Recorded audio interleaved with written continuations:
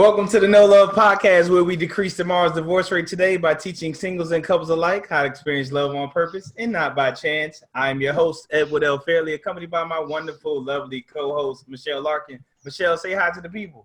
Hey, y'all. Welcome to another edition of No Love.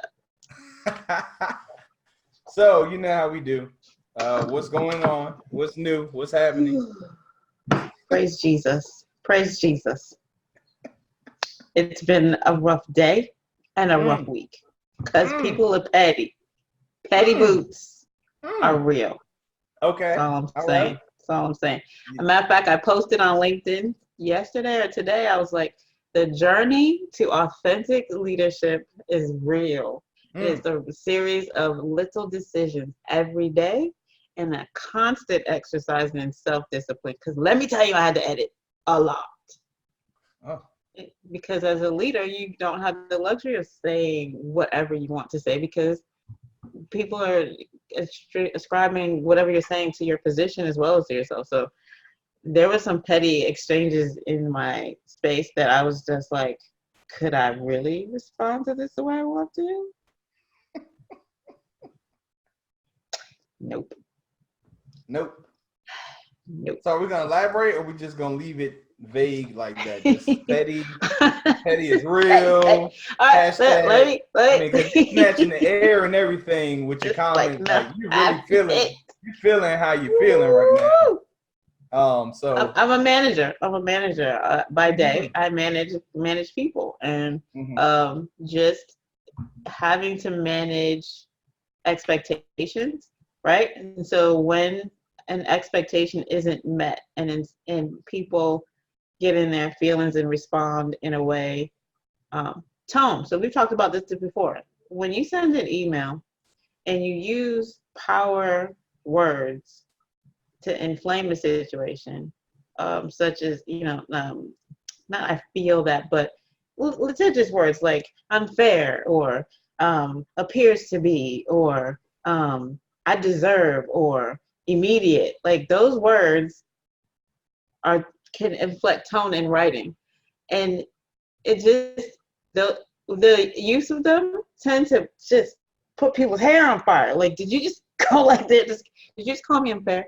Did you just imply that I was unfair? So just having to manage expectations and not respond to emotional attacks, right? Because if you're the person being supervised, you really are. If you're mad, you're just mad, right? So you're not managing anybody. You're just mad at whatever it is that's bothering you. You feel like you're entitled to express it. The manager, on the other hand, doesn't have the liberty to meet you emotion for emotion. Like, I don't have the liberty to, like, you come at me, I don't have the liberty to go, yeah. Like, I can't. That's not managing. That's just having a petty fight. And I'm thinking 2 steps ahead. So I say that to say, like, the emotional the stuff that was coming at me was coming from a space of disappointment and frustration, and while I own my part in that in terms of maybe I didn't communicate in a way that managed your expectations correctly, however, I stand by my decision. That didn't necessarily quell the emotional frustration, but I was like, this is work. Take that mess home. But you can't say that. You can't say that. You have to say, that's fabulous. So I'm here. My door's open if you have any questions. I'd be more than happy to talk to you about whatever you need to talk to. And then you go home and you go, what's going on? You come back to work and you go, so how was your day? That's a lot. It is, and I'm just saying, like, this happens like 100 times a year, right? So this is very like managing is an ebb and flow. So you'll go great for a while, everybody's happy, and then something will happen, and you go to emotional craziness in the workplace, and then it comes back down. But this week was peaking,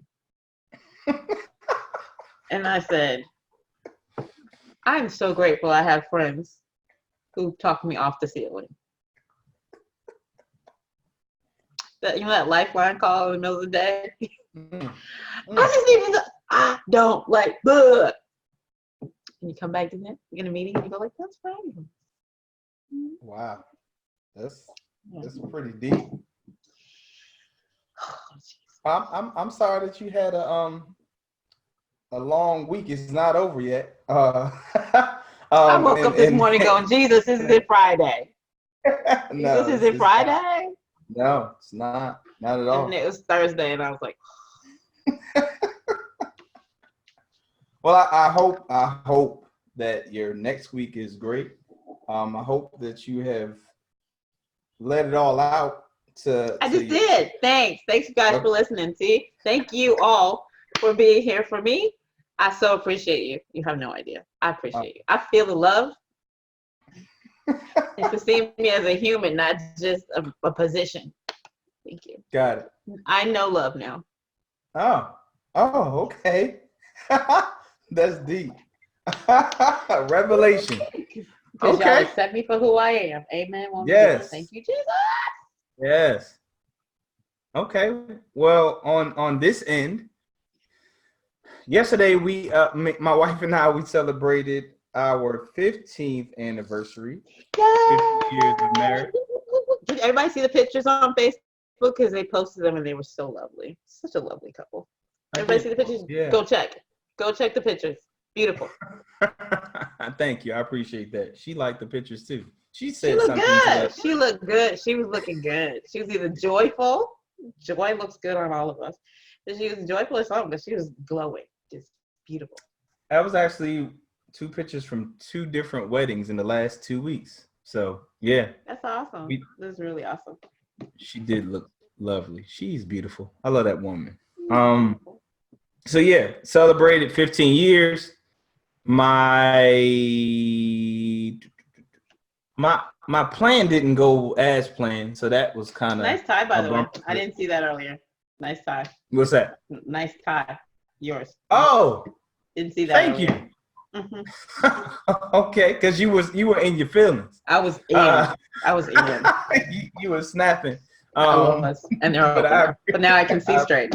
Nice tie. I appreciate it. Thank you. So the plan for remember I think I stated last week, there is a place that I thought that if I restructured the way that the board game would be set up, they would be able to do on demand. It seems that I've already ordered from that company before, and the size of their boards was maximized in the order that I had chosen originally. So that is not going to work out with that company. So I'm back to the drawing board as far as searching for who I can do on demand, but I still have the all option suggestions welcome. If you know anybody who makes board games, send your info to Eddie. I'm sure he'd be willing to review it. You never know who people know. You never know who people know. I'm glad you did that. Yeah. So if you know a good place for me to possibly manufacture and produce the actual board game, inbox me either on Facebook or KNOW LOVEINC@gmail.com. We've been almost 10 minutes in talking about stuff. So let's go ahead and jump into this topic. The topic. Because you shared it. But yes, you saw the topic, but you don't understand the topic. So I'm glad that I'm very vague in that statement. We shall see. In the way that I actually titled them. It's thought-provoking intentionally. But the topic or the title of the topic is tourist or local. Tourist or local. So take a little journey with me, if you will. Okay. I don't have any juice. But... this weekend, my daughter, Naja, she tried out for districts. My daughter plays the violin, and she tried out for districts to get a spot into playing with a large group of young violinists and just an orchestra that's going to play, I think, in January at this big event or something of that nature. But you have to try out for it. So you go into this room, people can't see you. so that they can be biased. Like you literally are told behind the curtain to play whatever. So I get a text message from my wife after she finished saying that my daughter was crying and like devastated. And I'm like, okay, what happened? She said apparently she had messed up when she was playing one of the songs or sight reading or something of that nature. And I'm like, okay, did you talk to her? She said, yeah, I tried to talk to her, but it's not really working. Okay. So then I was like, well, how far y'all from home? She said, well, I still have to stop and go get my medicine. Then I'll come home. I said, how's she doing now? She said, she's still kind of crying to herself. I said, well, leave it alone. I'll take care of it when she gets home. So when my daughter gets home, I tell her, I said, go ahead, have a seat. Have a seat. In my office, she has a seat. And so I'm going to ask you a few questions. And I need you to be honest with me and honest with yourself. I said, as far as your practice routine this year, I said, do you think it's the same as last year or do you think it's different? And she said, I think it's the same. I said, okay, well, now it's my turn.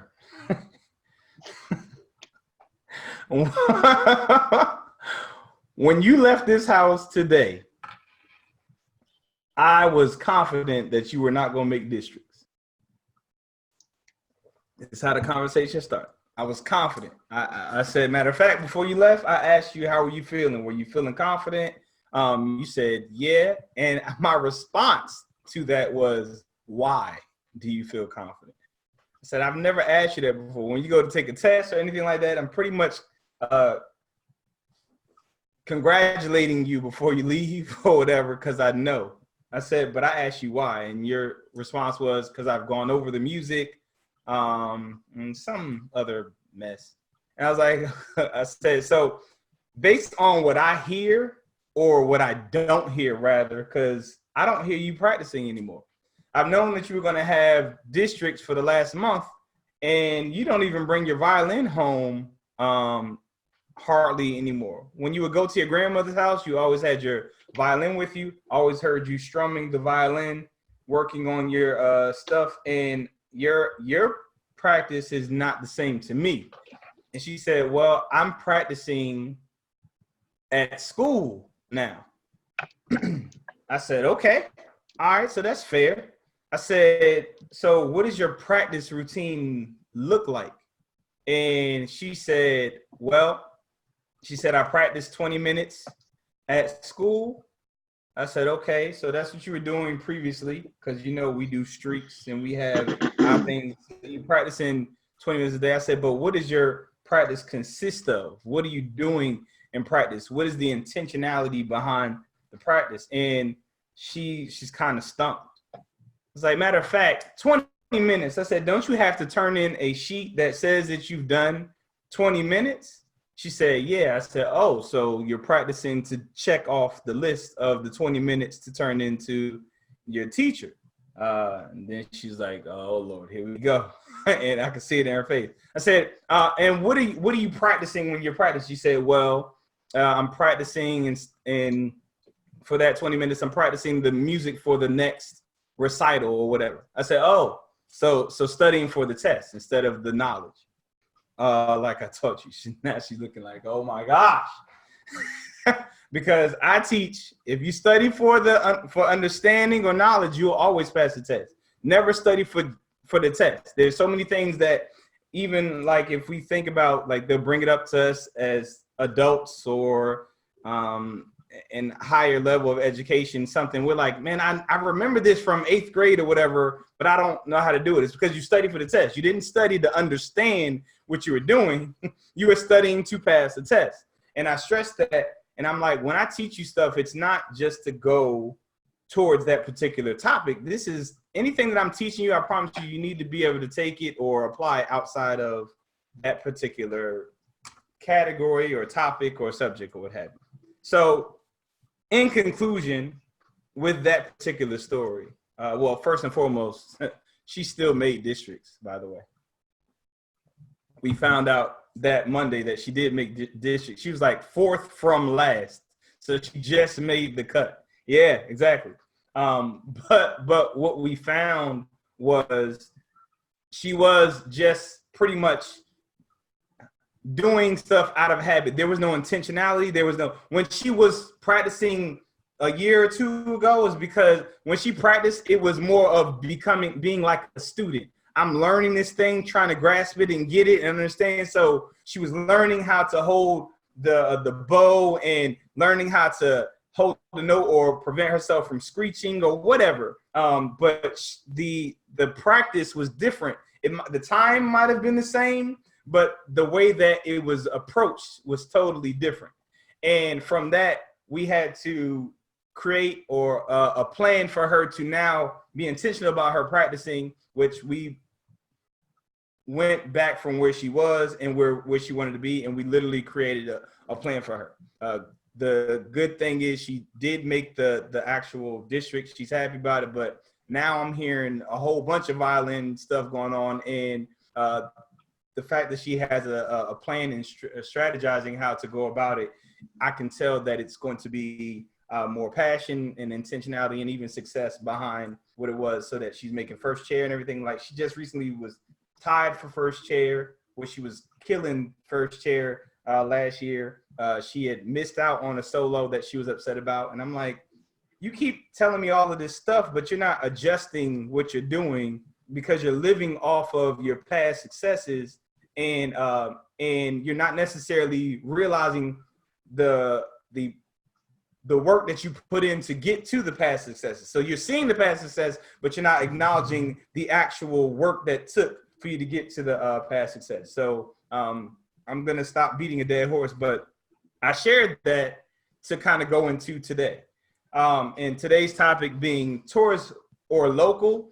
This is a very, very subtle thing that happens in relationships, and why it's imperative that you assess your relationship every once in a while. Because when you go and visit a place as a tourist, you go there with excitement about, oh my gosh, we're going to go visit this place. Oh my goodness, I'm going to go see about this. We're going to go do tours. You got your little tourist pamphlet, learning about different stuff and things of that nature. But in every place that you go, if you're visiting for the first time and you're showing us these selfies about how beautiful and everything it is, there are people that live right in that place that is like, it's just such and such. It's only whatever. Why do you want to go there?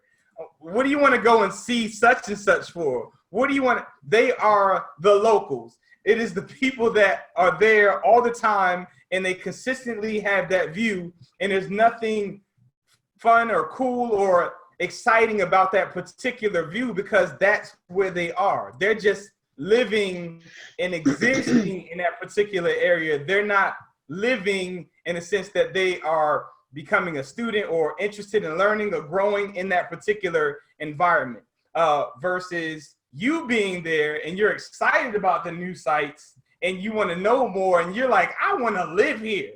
Oh, we should be every day. There's literally people that live there that don't feel like you, because they have become the local. And what happens is, in relationships, we start off as tourists, and we slowly, without even realizing it, become a local. And we're going to get into ways to check during your assessment if you've become a local, as well as ways to transition from a local back to a tourist in your relationship. I already saw you writing, Michelle. So go ahead and share your thoughts and what you're thinking. I mean, I first of all, I likened it back to my story for this week, which was a managerial situation. But I think my frustration is coming from a team that has become locals, and I'm the tourist, because I'm only 8 months in, and they've been there for 7-8 years, and I'm still very curious and energetic and looking toward the future, and why can't we turn this light on and do this and change this process and reevaluate this? And they're like, why are you bothering? Like, I've been doing this for so long. And I'm like, because they brought me in. So clearly they thought there's something that needs to be changed. But that's the paradigm though of of bumping up against it. And so, and I'm sure we'll talk about this, but I bumped into the local when I'm having a tourist experience. But I also thought about how in my current relationship, slowing things down to the point where you are constantly finding new things because you're slowing down. I wrote down slowing down allows you to get comfortable with what you know and then take on the next thing instead of just literally doing the whole weekend and visiting an entire city in a weekend. You think you've seen everything. You haven't. Like when you come back, a year later, you were at the same place and you didn't see it. like I didn't see that last time. And I feel like in where I am, I'm just like it's still at even 4 years in, still a new surprise every day. Like I didn't see that about this person, or that's pretty interesting. I didn't think about that. And even like today, I had a conversation and the reaction was what I was like. I don't know if I like that reaction. And I said, hold on, time out, technical. Let me step back for a second. What were they really thinking? That actually was a good point. Let me pause. Like that. But that took a lot of time of slowing just be present. So in my life, in my management life, I'm bumping up against the Tourst. I mean, the Tourst and the local philosophy are bumping up against each other, and it's a rift. It's a problem. In my personal relationship, I find that I feel like somebody who just got their passport and wants to get like buttons from every country. I feel like I'm just like, my passport's not full yet. I just got stuff to do. Yeah, but this I kind of wanted to build off of our last week's episode, which basically was talking about like you have to do the work. You can't think you're just listening to these podcasts and it's gonna now love and you get it. No, you need to meditate on what it is that we're talking about. Start putting it into the practice, testing it, and again, for one, you need to be intentional about doing what it is that you're doing. Also, be mindful that you're planting seeds. So, as we discussed in the show prior to that one, seeds do not harvest in the same season in which you plant them. So and you're not going to dig them up and check every 5 minutes. You can't keep digging them up and check it. Not at all. So it's going to, you'll reap a harvest in a different season, but you have to start planting the seeds now. And you have to continuously cultivate the seed in which you have planted in order for it to harvest. Otherwise, they just consider you acting, this is a little different that he or she's doing this right now, but he'll or she will go back to her. Mm-hmm. She'll go back to exactly. So it's like just throwing seeds out in the field and saying, well, they'll grow. No, it doesn't work that way. So so you have to cultivate the seed, and in turn, what you're doing is you're changing your internal harvest or your soil, and with that change, you'll start to, as a habit, just become who it is that you're working on becoming. And I think that's transformation. That's what. Yeah, I think certainly. That's what we're talking about. It's just transformation, and not just an aha moment. There's a difference between an aha moment and a full-on transformation. And no aha moment will give you a full transformation. You have to grow and hold that seed in the soil, which in turn is your heart. And it's your heart that's ultimately dictating what actions you're taking in life, period.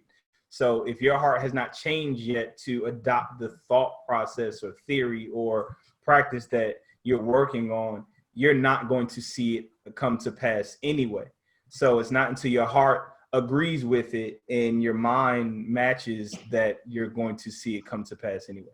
So I think you're also encouraging, just like you did to your daughter, you're encouraging reflection each time with the new piece of information, right? Like the conversation, it was like she had her emotional moment, and we do, right? Like I had my emotional moment, and then you need to have a reflective moment where what did you learn? What could you have done differently? And just think about it at least. And that's a repeat.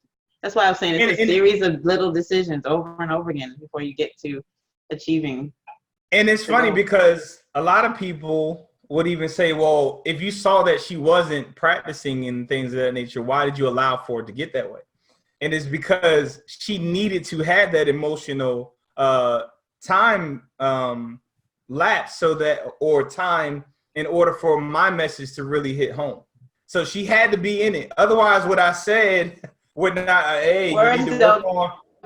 Words don't teach, experiences do. Words don't Exactly. So I saw it, but again, when she left, I was like, the speech that I gave her was a speech that I expected to give her when she didn't make the thing. So I literally told her while we were having the conversation, I said, I actually thought this is going to be a speech that I was going to give you later, but I guess today is the day for the speech. But in my mind, we literally went, I'm like, didn't I teach you the 12 P's? And then she was like, no, I don't remember 12 P's. I said, well, you're kind of young. I probably made it 9 P's. And she was like, what? I said, I don't know if you know what 12 P's are, or those who are listening.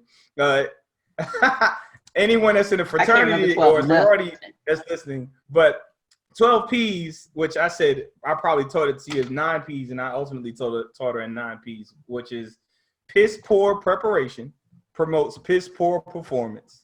Piss poor performance promotes pain.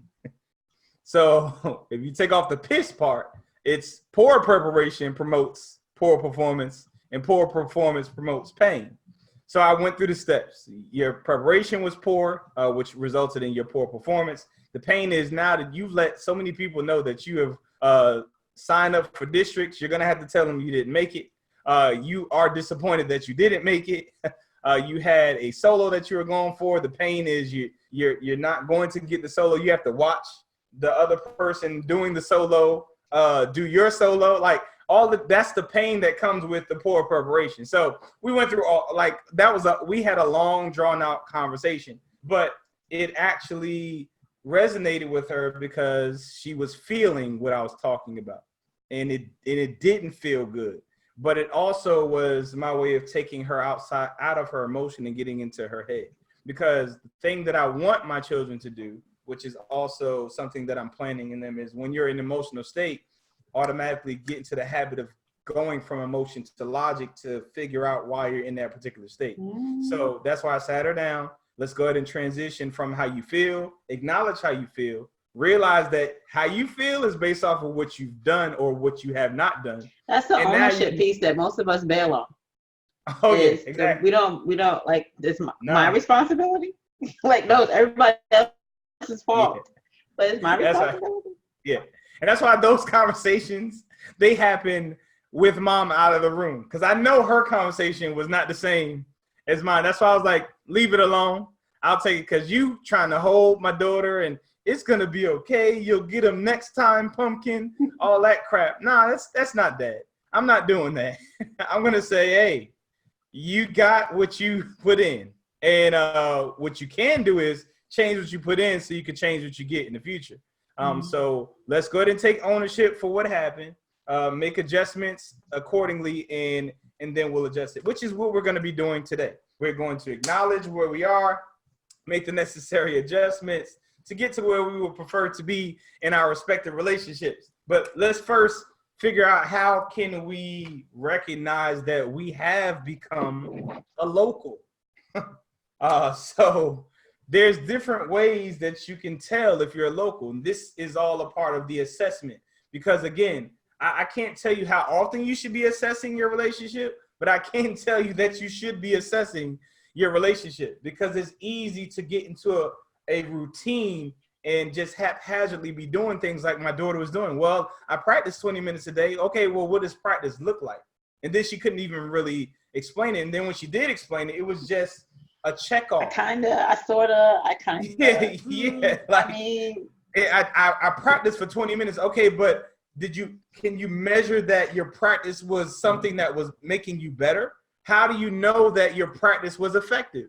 Like, if you don't have anything to measure that, you don't really know that you're practicing. You're just playing music. I said, that was another thing I said. I said, one thing I noticed about you is with you, when you get a new song, my daughter, I said, you start practicing the new song and then you go to YouTube and listen to the new song and you'll play from there. I said, if I gave you a book to read, I said, and you read the book, because one of the things for districts was sight reading.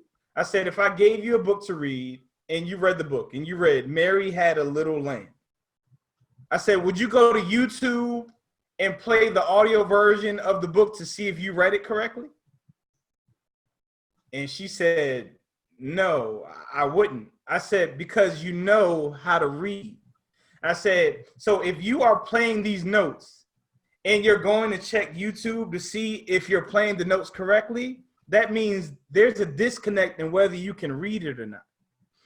And I need you to get your practice regimen in a manner that you understand that, no, I played this right. So when you're sight reading, you're not wondering if you played it right. You know you played it right because you're reading the music correctly. So whatever you're practicing looks like, you need to change it so that you're definitely knowing that you are learning how to read notes effectively the same way that you can read a normal book. That way you know that you are really sight reading, you're understanding the notes in which you're reading, you're writing. So go ahead and share, Michelle. I was going to let you keep going. So I was going to talk about it later. I mean, what I picked up in that little chapter there was the presence of mind to ask, if you really know what you're looking at, you don't necessarily need the validation, and you can really be there in the moment, knowing it and doing it, which isn't that more touristy? Like, again, so there's experiencing music and the creativity of the music when you know it, because you can truly be in it, and versus the practicing and the diligence and the discipline of it, that's not being in the music. That is repetition. That is trying to memorize. That is trying to get it in you.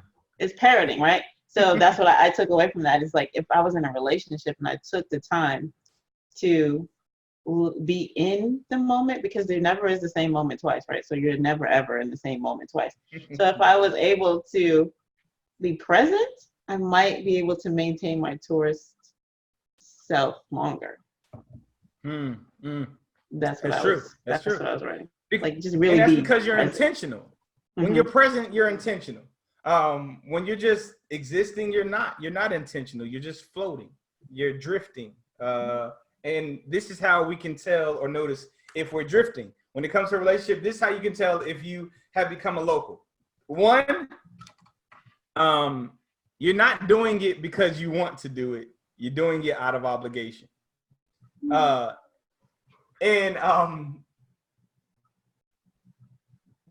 This is a very, very, like, and again, it happens so subtle.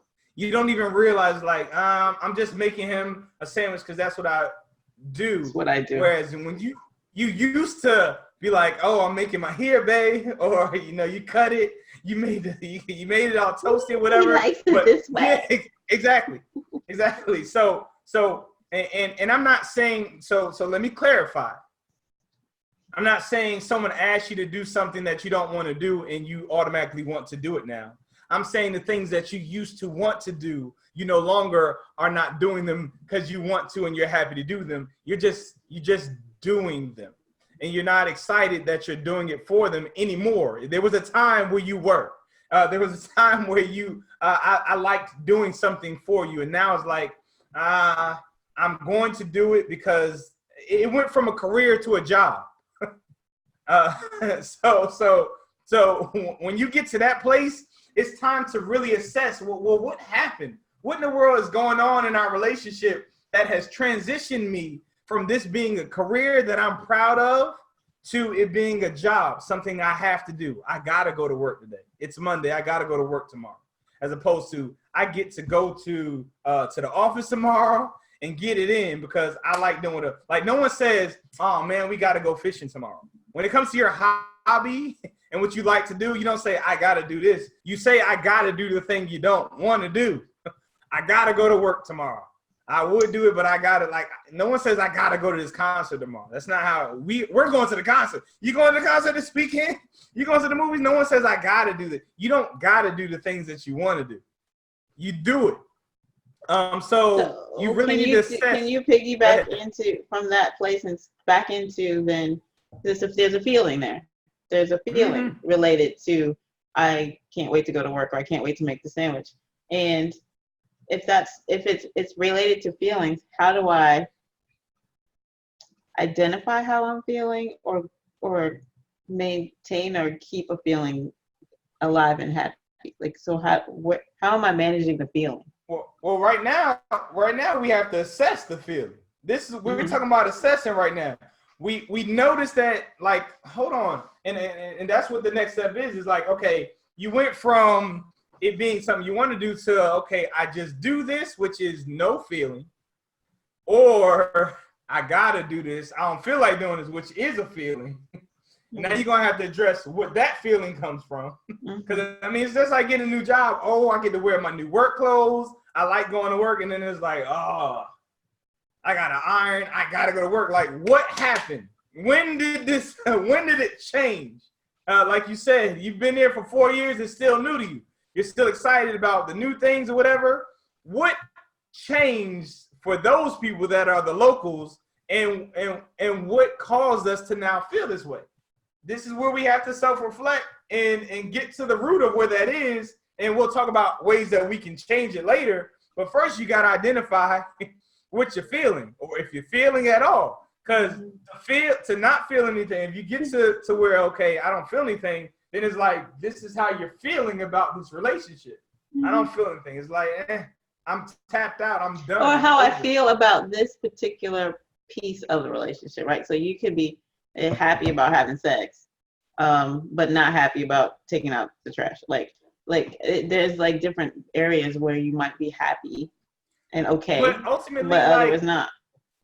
So typically, when we talk about stuff like this, I don't even really necessarily see taking trash could be one of the things, but that's typically like just a domestic thing that you do, not necessarily. Okay, so then clarify what you mean by obligation, because there are tasks that are routine that don't necessarily require any emotional investment, but then there are pieces of the relationship, such as, like you said, maybe the gesture of cooking, or folding their clothes, or taking them out on date night, right? Like now I have to take you out on date night because we agreed to date night. That's different. Exactly. Those are things that you have done or you wanted to do for that person, not necessarily to maintain the house. It was something that I did, or that thing might have been the thing that you started doing because you wanted to, I want my baby to be proud of me, or I want to. Now that is a self-esteem issue. That's a whole nother show. Like, if you're doing stuff because you want to hear good job, baby, get a clap, whatever, that's a whole nother show, and that's not. It's difficult to maintain. Validation. It's difficult to maintain like that, because somebody's gonna go on vacation. And they're like gonna forget to give you your affirmation. Yeah, like, oh my God, I forgot to give you your affirmation today. Take your pill. Yeah, this is not the affirmation show. That's a self-esteem issue. Something totally different. This is, I liked and wanted to do this for my my spouse or my mate, and now it's like, I just do it. Or I don't feel like doing it, but I'm doing it. Well, if I don't do it, he or she's not gonna do this. So it's like it's just, it takes work to do it. So if it's a subtle transition, and are we talking about when it happens in one person and not the other, or when over time both people get into this subtle local mentality? What are you talking about? You might be able to sense something different in your mate, but you can't necessarily tell is it because the person is drifted. This is always going to be about you reflecting on yourself. Now there's things that you can start doing to try to get your spouse or what have you back on board, but you can't really tell what another person is doing, thinking or feeling. This is going to be all. So is this about us taking an assessment of have we shifted from Tourst to local? Yeah, and as you stated, if it's subtle, how do you notice it? This is why this show is important. We need to be. It is so subtle. Well, by the time you notice it, is it too late? Because I have by now become a local. Late or whatever. But when you realize it, Yeah, like my daughter, we can figure out where we are and then start working our way back to where we want to be. Because we see, oh wow, I didn't even realize that what caused it. And now we can be intentional about finding out what the root of it is, and then start working from there. And again, just checking off that you did it. That's what my daughter was doing. I did my 20 minutes. I just checked it off. I did my 20 minutes, but it wasn't anything behind it. We have all done that in a relationship, romantic or other.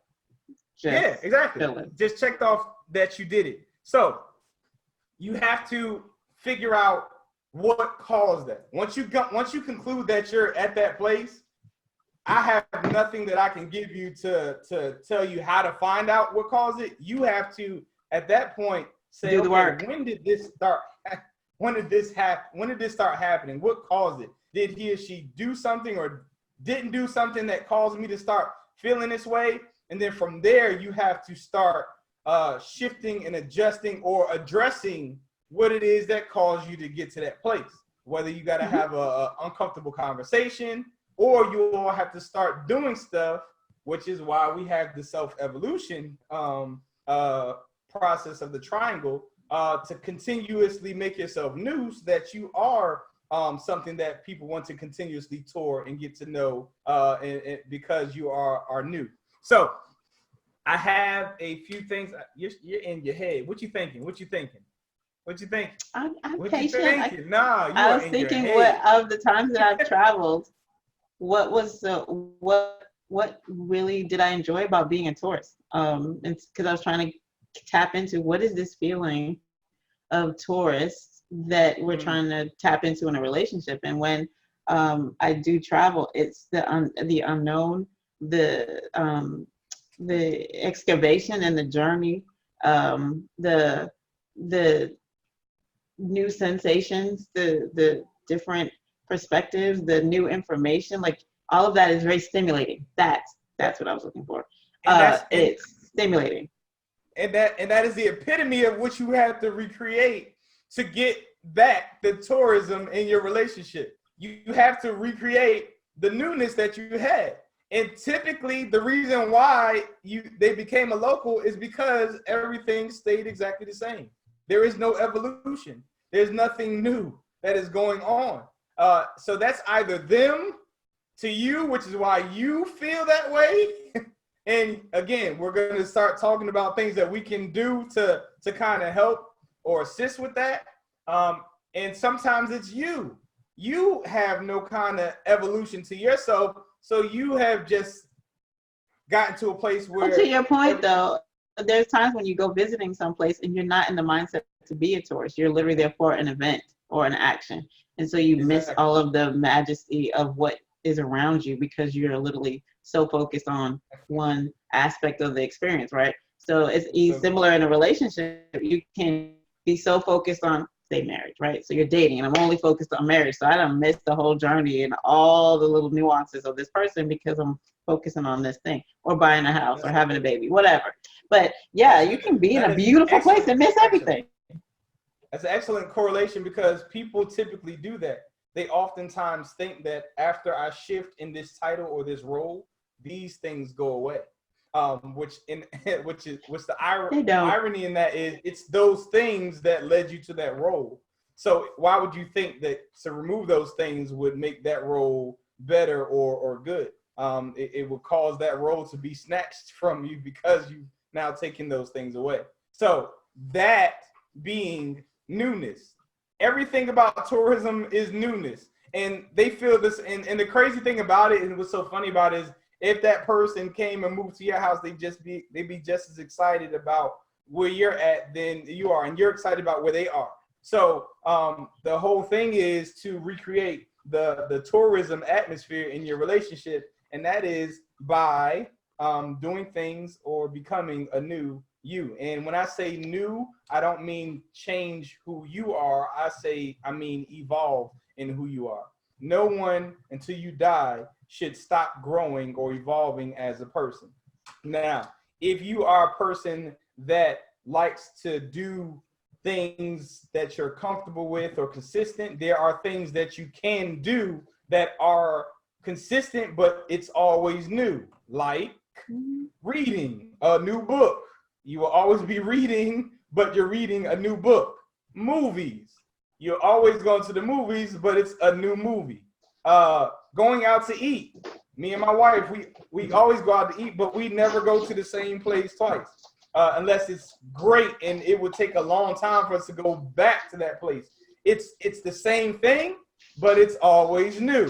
So, so of course, if you all have found the same sitcom or television show that you two like, you're watching the same thing, but it's always new, and it's something new to talk about based off of that particular episode. So there's different things that you can do that are similar, that are always new, but there's also things that are new that you can find out that you like and want to make new. One thing that's so funny is, I don't care where you live at, there are new things in that state that you've never done. But that's true. But we don't realize or appreciate it because we didn't, for one, investigate it. We didn't become tourists about our own location. So we miss out on opportunities to have new experiences. Go ahead, Michelle. That does require curiosity, though. Mm-hmm. Like, you know, like it requires curiosity. You gotta want to. I'm trying to cause curiosity right now in this whole conversation, but we have to. The only way the curiosity is gonna come, just like with my daughter, is when you get to that emotional state or lack thereof that makes you curious about how to get the previous emotional state or a new one back. So we'll talk about that. Go ahead, talk to me. Keep going. No, I don't know if but that's why you need to talk to me so I can clarify if you're right. Clarify for me, because I'm not sure if pain. I don't know what I'm clarifying because you won't talk to me. I'm talking. Can you hear me? Good. I'm just going back to your illustration with Naja. So I'm not sure if pain in that situation is always the impetus for curiosity, or pain. Feeling, right? So a feeling. So there has to be some feeling involved in order to stimulate curiosity, is what you're saying. Yeah. Otherwise, you're fine with your situation. There has to be something. There has to be some level of unrest to make you want to try. Some level of unrest, or exactly. Yeah. Or boredom, or whatever you want to call it. That's gonna make you say, like, there's got to be something. I mean, again, that's how people cheat. There's got to be something better. There's got to be something new. I mean, better out let's here. call it what it is. Nobody's cheating because they want to go have the same experience. They're cheating because they want a new experience. Like, that's not a thing. They're cheating because they're looking for something new to experience. Looking for something to stimulate them. Like you said, stimulated. Yeah, they're not being stimulated. They want stimulation, so they go get the stimulation. That's how it works. So, in order for you to, like I said, there has to be some kind of discourse or discord that makes you curious about, how do I resolve this this feeling or lack thereof. So that you. I would say that it's a discord or a commitment to learning, right? Because, and I'm just going from the idea of traveling. I don't necessarily always travel because I'm bored. I'm actually may be committed to learning about new cultures or different geographies or different histories, and so wanting to go experience it versus read about it or extend the experience into something else. So, and I say that from a relationship standpoint. I think there's I hope we can get to the point where there's a commitment to exploring the other person's point of view, or their other person and all the facets of their. I mean, I'm when you get to the struggling all right. So let me respond to your original statement. Commitment to learning. In order for you to be committed to learning, you have to feel like there's something new to learn. Mm-hmm. And when you get to a place in a relationship where you think you know everything about that person, there's nothing new to learn, because they're not evolving. You're not evolving. So there's nothing else that is going to cause you to want to learn about them. There's nothing to explore. I've been all around that place?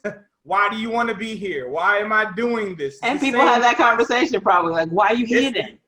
Exactly. It's the same concept. That's why I call it tourist or local. But there's literally locals that have not done what tourists have done. They have not had the same experiences that tourists have had.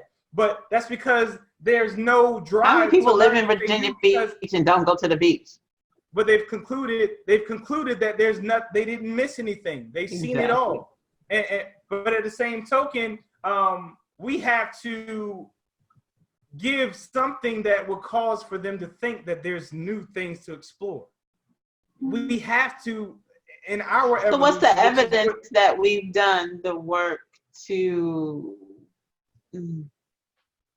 be worth exploring? Like, evolving, right? So on the triangle. So what kinds of evidence would I be looking for, or would I give off if I am doing the work of evolving? Like, what, you know what I mean? No. So like, if I'm evolving and I am new. I am continuing to grow, but my mate hasn't. What kind of evidence would get them to be curious if they're not naturally curious? Like, what would I need to do to make them evolve if they're just not? I'm sorry, like, you wouldn't be with someone if you weren't curious, a curious being. Now, there are people that don't want to grow and they might hate your evolution because they're not willing to grow and they don't want to be nothing. But that would be your fault for choosing that type of person. And you went from your dating phase with a person that I'm pretty sure if you would have taken the time to assess them while you were dating, you would have realized that they're not a person that wants to grow and become something. So that's your fault. And you're just going to have to deal with it however you want to deal with it. Hopefully you're not at a marriage state, and hopefully in a relationship state, and you say, you know what, I'm about growing. You're not about growing, so I'm about going, and you leave. so it's really 9 on that one. I'm about growing and you're not, so I'm about going. Hashtag not. But that's the reality of what it is, because if you are growing and you're consistently evolving, that will keep you or your mate interested in you. It is only when we get to a place where we're not stimulated, as you put it multiple times, or feeling that there's something new, that they're going Have we just hit on the magic of longevity? That's the whole point of the last part of the part of the triangle. Self-evolution. If you're self-evolving, you're always new. And if your mate is self-evolving, they're always new, which makes you two both interested in learning each other, because you're always a new person, a new being, and evolving, and more than likely you're doing it together. So that is definitely a secret to longevity. That is definitely a secret to 15 years. That is definitely a secret to laughter, great sex, and all that stuff. Because the reason why it was good sex and laughter in the beginning is because you were new. They were curious about you. So the reason why you're going to a different place that someone is like, why you want to go there? I've been there. It's just cheesecake. All they're going to do is do the like, same thing they did last time. There. You go visit family. It might be a family reunion, and you're at that particular person's state, and you're like, ooh, let's go to such, and they're like, why you want to go there? All they do is this. And it's like, but I don't get to do that. So you want to do something new. If you make yourself new, you too will remain new. And that will actually re-spark those things. And I've already shared things that you can do if you're just that type of person that you need kind of consistency. You can have new consistency. We talked about books and things, but at the same token, the only reason why you know that you like the things that you're consistent is because you tried the things that you found out that you like, that you're doing consistently. So now we need to try new things to see if there's other things that you like that you can start. I think you hit on something. In addition to this longevity, is doing something together that's new. right? So you also Most hit certainly. on that you and your wife go to different restaurants. You're Oh yeah. sharing the new experience. Good or bad, we'd be like, that was trash. That waiter sucked. That situation sucked. But I tell you one thing, in our frustration, Did it we're together. having a moment and we are on the same page and we're laughing or we're frustrated about the same thing. That is a bond. You're looking, I mean, it's not about laughing all the time. If you two are mad together about the same thing or laughing about the same thing, that is a bond. That is a win. That is connection. That is growth. That is evolving. That's learning new things about each other. We've been married for 15 years. There's still things that we're learning about each other. Like, you like that for real? Or you didn't do that when you were coming up? You never seen this movie? Like, we still have those conversations. And it's because we are dedicated to being students of one another, but also being students of life and students of who we want to be in the future. I think there's also something to encouraging each other to grow, right? So you're evolving because you're invested in yourself and you're supposed to take responsibility for that. But I think what you're also alluding to is there's some real bonding that takes place over mutual encouragement, right? Like mutual pushing to do something different, or even giving people permission to go out and do something different without feeling like, oh my God, I'm gonna feel like I did it without you, or just creating the space for your mate to pursue their dreams and to do it with you and to do it for you. Just to giving people the space to do that as well. And it's a difference between encouraging and pushing. So I want to make sure that because the only way that you can encourage somebody is if they're trying to do something. But if you're trying to push them to do something, that's something totally different. Don't try to get them to join your dream or adopt your vision and all that stuff like that. That's something totally different. It's different because me, I need to make sure stuff is clear. So you can only encourage if that's something that they're trying to do. I understand you trying to get him or her to lose weight, but it's not you telling them, well, you should go to the gym with me. It's not encouraging. That is you telling them that that's you want them to go to the gym with them. Exactly. That's something totally different. So it's a difference between pushing someone and encouraging. I prefer inspiring. And that's from me doing something so much and so well that even though it wasn't something that you were interested in, I've inspired you to want to do it yourself. Has anyone in your family inspired you to do anything recently? Anyone in my family or like my wife? I don't know, your wife either. I don't know, I'm just curious. Has anybody inspired you recently? Inspire. Naja inspires me a lot. Just the different things that she does or the way that she looks at things at this age that I'm like, man, I wish I looked at stuff the way that she does at that age. My wife, she definitely inspires me when it comes to like she inspires me in an indirect way. She's not trying or what have you. She's like, how do I put this? Mm-hmm. She's like, she is a fan, but she's not a fan. You like that though. You like that. She's not impressed. Yeah. She's not impressed by all this. That is not at all. Yeah. My wife is a fan, but she's not a fan, and I think that inspires me to just remain grounded and humble. Yeah, and I absolutely love that consistency when it comes to that because I've seen my wife. She's biased when it comes to a lot of things, but when it comes to me, she doesn't falter at all. Like she's consistently a fan, but not a fan. You get an honest answer. Did you like that show? No, I did not. But at the same token, yes, why it's inspiring is because when she compliments it, I know it's real.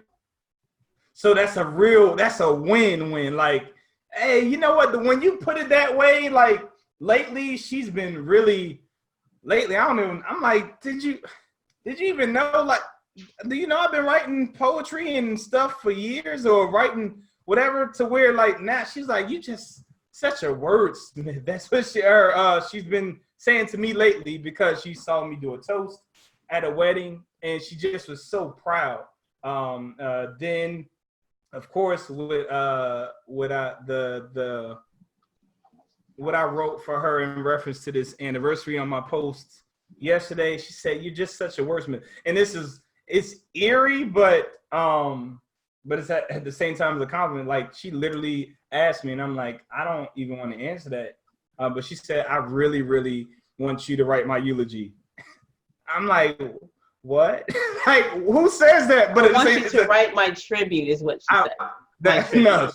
I know she said eulogy, but she wants you to capture her life, the essence of her life. She said, I just know if you write it, I'll be looking down, just so proud of what you. And I'm like, ew, I don't. But and that came from a wedding. Like, she said, I just love how you put words together and things. So like, she motivates me and she inspires me, because I'm not looking for her. I'm not looking for her approval, but when she gives it to me, I know I got her approval. So it's like there's no ambiguity. There's no you just saying it, that's because my wife. Nah, that's not her. She's the realest person to me, and I love that about her, because it forces me to be the best me, and it also keeps me grounded. It keeps me grounded. There's too many people that have a whole bunch of cheerleaders in their corner that are cheerleaders just because they would benefit from it. So they just want you to keep on going, so that I could keep on gaining. And that's just not my wife. Whoa. #9. I just want you to keep on going so I can keep on gaining. You heard that first. You're on No Love. I just want you to keep on going so I can keep on gaining. That's not a good philosophy to have.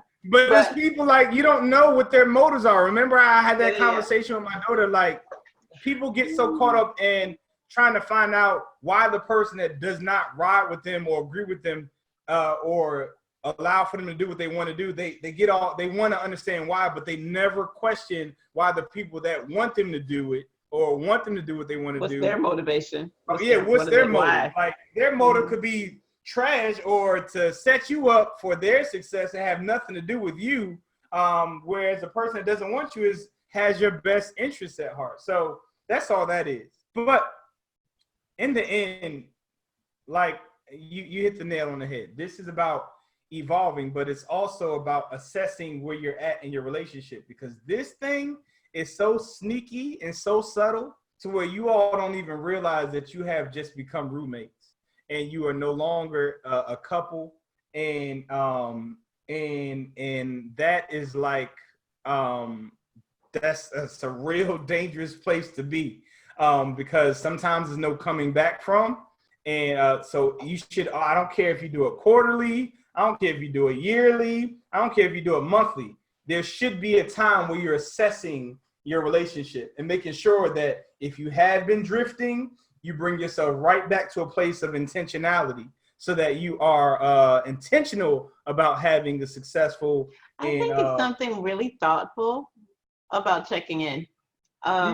You know, like, I've had that happen to me a couple times, and just a random, I'm just checking in. Are we good? Are you good? Are we on the same page? I'm just wanting to make sure. Is there something really genuinely thoughtful about that? Because it's acknowledging that I may have drifted or I may be misreading, but I want to make sure I'm clear and I value your opinion enough, or I value you enough to make sure that like, that's something very, in addition to reflecting, you know, like it's just thoughtful. Yeah. It's like, and you know, like you said before, like you can, it's probably the show where you were talking about I serve my family, right? And how can I serve is really my motivation, which is inspirational, right? By virtue of leading by example. And I'm just serving you not because I want something back, but just by human nature. you're likely to reciprocate. Like that's just how we are. Like in the same thing, I think is when I'm a tourist in the relationship, I think that inspires a reciprocation in the tourism space too. Like because by virtue of me asking questions or being curious or being excited about finding something new in your brain. Oh my God. J. Cole had said something about that. Like, oh, I love this phrase by J. Cole. I'm your dog and my ears perk up at the sound of your name. But that phrase means though that I am paying attention. Like when you come home and like everybody's whole bunch of noise when you come in the room. That's right. Like are you hearing or are you listening? Two different things. That's what I got out of that. I was like, what? You are present. You are hearing my voice. So you can hear, you can be walking in the woods and you hear a noise, but then you turn around and you realize, oh, that's just a dog barking. So initially you turn around because you heard, but to think about what you heard and then come to the realization of what it is, that's listening. That's two different things. Mm-hmm. To hear is just to hear an audible sound, but to listen is to understand what it is that you're hearing. But I'm gonna tell you what I got out of that too was that the fact that your ears perk up at the sound of mine, it means my voice. Like my voice triggers something in you to make you pay attention even more, which makes that connection even more valuable. Like I want that. I want when I go, hey, you go, what? Exactly. I was in a room full of a whole bunch of people. It's like when I know my child's scream. You want to be known like that. You want to be like, child. Hold on. Stop. That's my child screaming because you know that child's voice. They hold your attention. You've heard a whole bunch of yelling and carrying on, but no, that's my child. So yeah, most certainly you want to be that person. I had a woman tell me that's probably the one of the nicest compliments that she calls me, and it also showed her age. She said she called me because my initials are EF, Edward Fairley, or ELF is Elf. If you put my middle name in there for those just random trivia for you all, Elf is my my initials. We refrain from joking about that on purpose. Exactly. But she said she calls me EF Hutton. She's saying something. EF Hutton. Basically, the slogan of EF Hutton was when he speaks, you listen. And so that's what she called me. She said whenever she heard me speak or sharing stuff, it's someone that you need to listen to. I have valuable insight or stuff, and she said she just calls me EF Hutton, and I was like, wow, because though she showed her age, I also showed mine because you know what she was talking about. I had to research. I had to research it.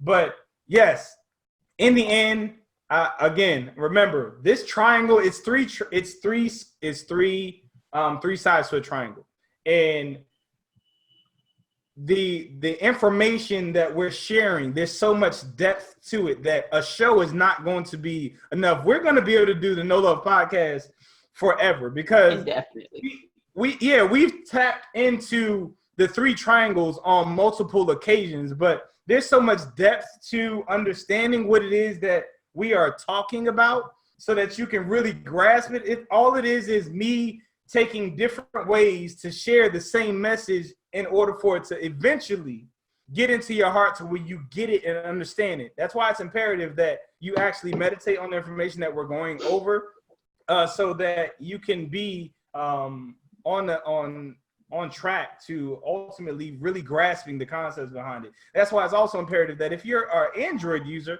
that you download the actual No Love app and you play the actual simulation. We're working on the iOS version, and as we discussed in the beginning, we're definitely working on the actual board game for you all to have access to it. We definitely have to do like a party, Michelle. We do have to. We could do a virtual party, like literally have people like, you know, Be on their phone or something. Or we can pay it on, maybe we could pay it on, I don't know, maybe you and I could play it. I don't know. We'll figure it out.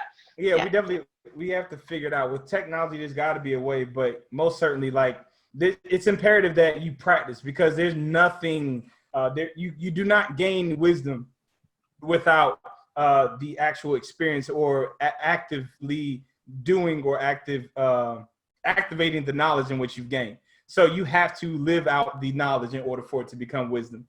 And you have to be consistent in your practice in order for it to become habit or an adopted principle, thought, or theory, or law.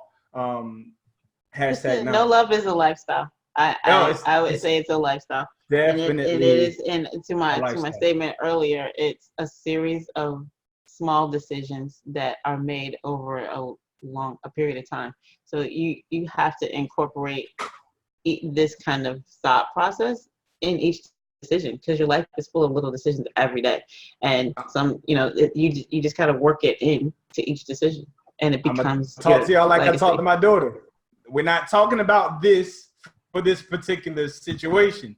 This is something that you take outside of here. If you notice in the beginning, what we discussed, Michelle correlated what we're talking about to her job. When you talk about love, it's just relationship. It goes across the board. Love, it follows you to every aspect of your life. Every relationship is just a different type of love expressed to other people, typically, whether it be romantically, child, or boss, employee, whatever. There should be love as the underlying source of the communication, the actual intent, and that would yield better results in your ultimate experiences. In this case, this is assessment. You need to assess your heart as much as you can to make sure that you're even walking in love, or thinking in love, or feeling. And I will confess, when I was irritated when we started and I was on 1,000, I have since the incident had to check myself, like what triggered me to get that emotional. What was it about the way the exchange happened that made me feel that way? And can I pray for this person that I'm really frustrated about? Because for a minute I was like, But at the same time, if you're truly coming from a loving place, my irritation shouldn't keep me from asking God to bless you. And I had to get to that point. Otherwise, I feel like I haven't closed the loop on it. And that's because I am coming from no love as a lifestyle, meaning it's not just about relationships. If I'm going to love, then I'm going to love. Like, that doesn't mean I'm perfect. Yeah, I trip. But I also check myself so that I don't, I try not to express it in a way that's going to be, negative or long-lasting negative. And I want to be able to pray for whoever I'm frustrated with. I want to be able to get to the point where I can bless them, and come from an honest place. And it is it's a process that it's so rewarding. It's so rewarding. It is. And remember what this movement is. You remember what we say in the beginning. Welcome to the No Love Podcast, where we decrease tomorrow's divorce rate today by teaching singles and couples alike how to experience love on purpose and not by chance. You can only do that if you're intentional about how you're approaching love. You cannot do stuff by intent. On purpose if it's not done on purpose. The only time that you're experiencing it by chance is because you don't know what the heck you're doing. You're just being. And you shouldn't be good at romantic relationships, and not good at other relationships. You shouldn't have a happy marriage and then be a sucky employee like that. How's that working? Exactly right. Usually they all contribute anyway. Like, that whole experience that you're having, the petty boots that you brought up, that's typically coming from home and bringing it back to the house. So it's gonna bleed over. So if you don't have love across the board, you're gonna have little small pockets of love, and probably that's not love where you're having it at anyway. It's probably manipulation, and you concluding that is love. But that's a whole nother conversation. Do you have anything that you want to say in conclusion, Ms. Michelle? I would say that today my takeaway is that to liken my relationships, all of them, including my romantic relationship, to a trip abroad. I mean, if that, for me, just kind of having to create a visual so I can to remember is what, like, it's as true as a visit. Every conversation is like a visit, and what aha moment, like that joy. How do you keep that joy? That I'm so happy to see your number show up on my phone. I'm so happy to see you walk through the door. I'm so happy to see, what your day was like, because I don't know. I'm not just listening to the words. I'm actually thinking, well, what was it like for you? Like, how do you see the world? And how do we see the world together? And I did love the fact that you guys go to dinner, and or do something new and different together to create that bond and that's not, you're expecting us, you're sharing with us to hold ourselves accountable, to check ourselves, but you're also giving us a tool for, well, how do I do that with someone else? Is share common experiences of adventure. Most certainly. Create that bond. That's wonderful takeaways. It lets me know that I was on the right track with what I shared. If that's what you got from it, hey man. Hey man, let me do it. As far as my conclusion is concerned, another takeaway that I think it's imperative is consistent assessment of yourself. It's important. You should be able to tell, hold on, that's not my normal response. So where you catch yourself and say, where did that come from? Whoa. And the sad thing about it is, typically, and this is very common, we don't know ourselves enough to even notice that we were a little off. We're not studying ourselves enough to where we even know. Yet we want people to be students of us, and we're not students of other people. We expect people to respond like how she say that to me or how he do that. And like, we don't even know why we want that or why they should have responded. We can't even teach what we want because we don't know what we want. We're not students of ourselves, but we expect people to be experts when it comes to us. It's crazy. So for one, if you want people to know you, you have to know you so that you can teach them how to know you. And but that takes self-assessment. You should always be assessing yourself so that you know when you're off. What I do is, if I'm off or I can tell I'm not on the common me or the person that I'm trying to be, I typically go into a fast. There's been times where I'm like, yo, I am edgy, I am snapping, and I've literally had to apologize to my daughter or my wife. I'm like, yo, I just don't. And I'll go on a whole fast. Remember, I told you I'm extreme. I'll go on a fast, and then I'll start investigating and researching where that came from, what caused that thought process for me to start shifting. Because I mean, snapping and just thoughts are negative, and it's like, that is not me. Where did that come from? It's not who I am. Then I get to the root of it. I snatch it, which is what I'm asking you all to do here. When we get to that place of drifting, start noticing, hold on, I used to like doing this. Why don't I like this anymore? I used to love doing this for her. Why don't I like this anymore? Get to the root of it. Have those tough and uncomfortable conversations so that you all can hash it out or figure out how to come to a solution and then go from there. But if you're not assessing, there's no addressing, which in turn allows for you. Oh my gosh. If you're not assessing, you are not addressing. Another #9 moment here on No Love. You're not addressing, you're not assessing. You're not addressing the things that are subtly destroying your relationship. And those are so many opportunities for you all to sit down and grow together and figure it out and even learn, like, oh my gosh, we used to do this. Why did we stop? I apologize. I didn't even realize that.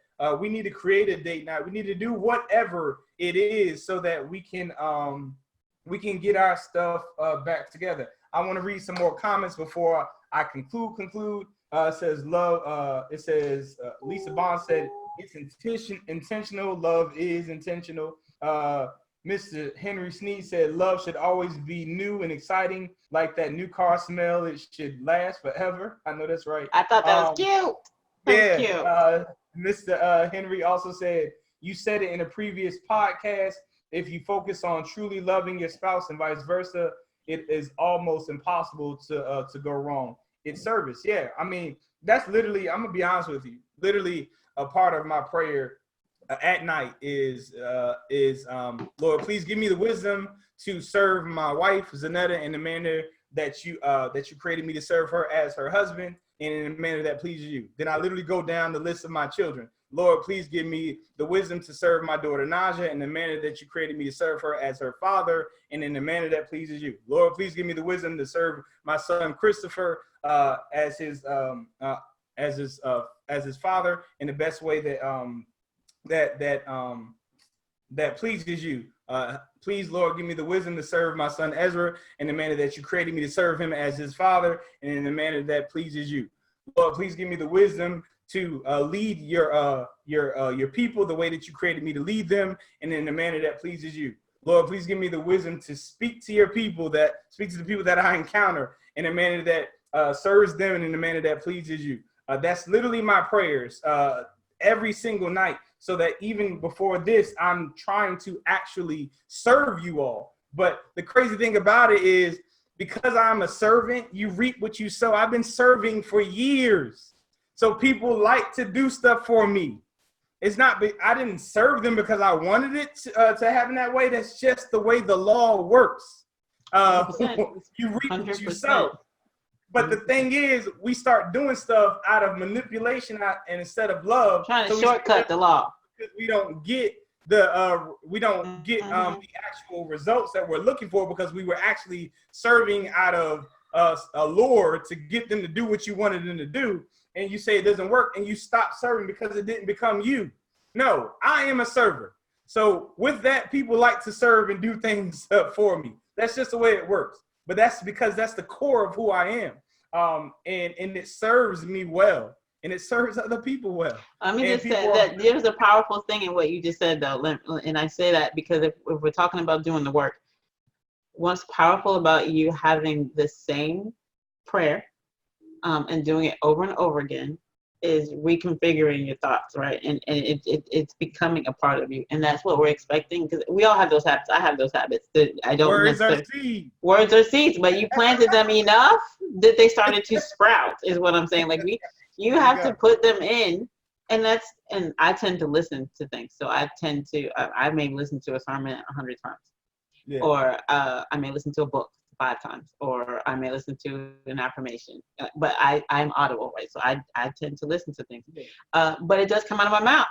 Like what's in here is coming out of my mouth, and I tend to want to support people. So I'm seeing a lot of support now, but it's like you said, it's not because I wanted to be supported. I don't even like to ask for support, to be honest.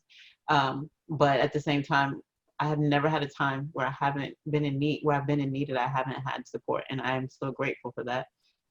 And all of the things that we're talking about will sprout. They will bloom. They will come to fruition if you just do the work and plant the seeds and nurture the seeds. And like, to his point, the service is something that has become part of who he is, but he's done the work daily, and. Yeah. We all have the privilege. At the foot of the cross, the ground is level. Mm-hmm. Mm-hmm. Yeah. Yep. And in the words of Jesse Jackson. In the words of Jesse Jackson, this is another hashtag 9 moment.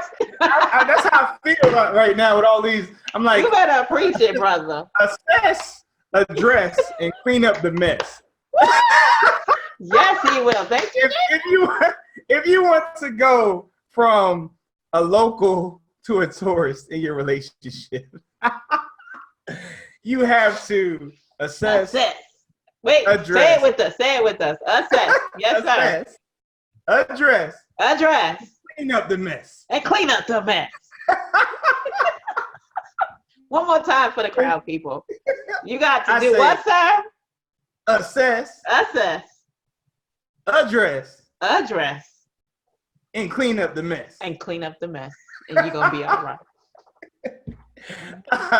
It has been an honor, a pleasure. I truly, truly appreciate your minds and time, especially your hearts, because I'm adamant.